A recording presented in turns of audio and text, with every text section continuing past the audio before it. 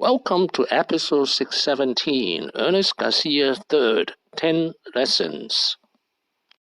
This is an outline of episode 617, lesson 1 to lesson 5. This is an outline of episode 617, lesson 6 to lesson 10. Lesson 1, Rich, Secretive, Ex-con father, Ernest Garcia II. Let us meet his rich and secretive father, Ernest Garcia II. He is 62 years old and the richest man in Arizona. Never grants interview. Did not like his picture taken because he was a convicted felon in 1990 over the savings and loan crisis started by Charles Keaton. Garcia II was 33 years old then. Lesson 2, Who is self-made? The father, Ernest Garcia II, or his son, Ernest Garcia III? The father bought Ugly Duckling, a used car dealer, for under $1 million.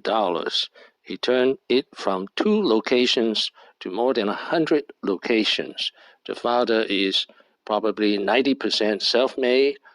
The son is 50% self-made.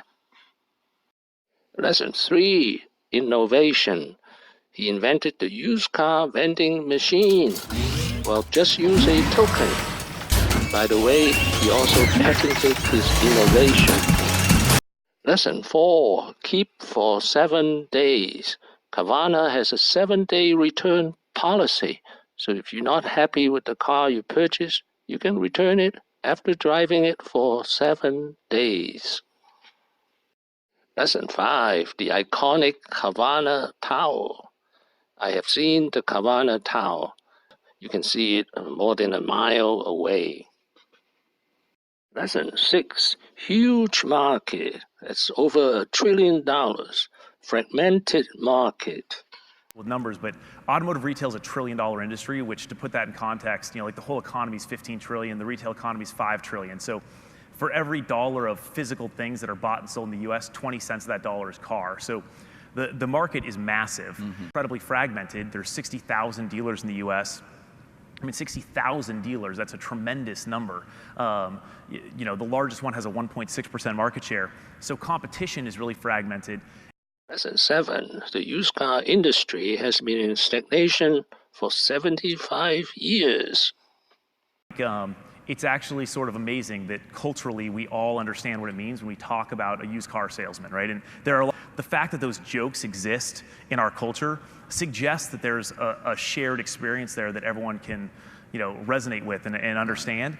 And so I think the fact that people don't love that enormous industry is really, really interesting.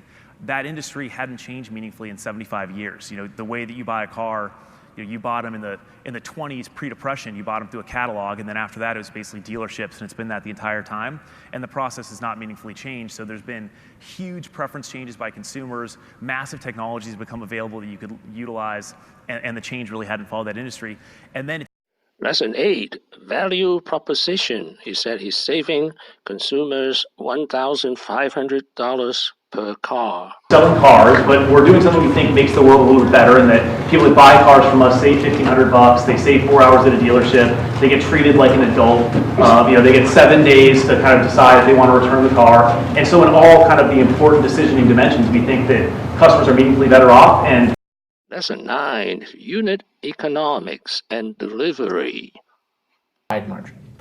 And then the other question is this a business that has really good unit economics in delivering that? Is it a more efficient way to operate a car dealership? And the answer is yes, absolutely, by a wide margin. Lesson 10, Carvana has good barrier to entry.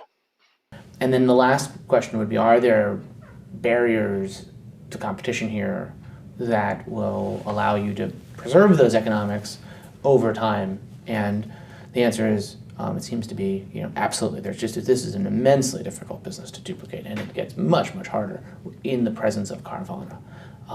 It was hard enough to build without Carvana. Now that Carvana is there, it's almost impossible.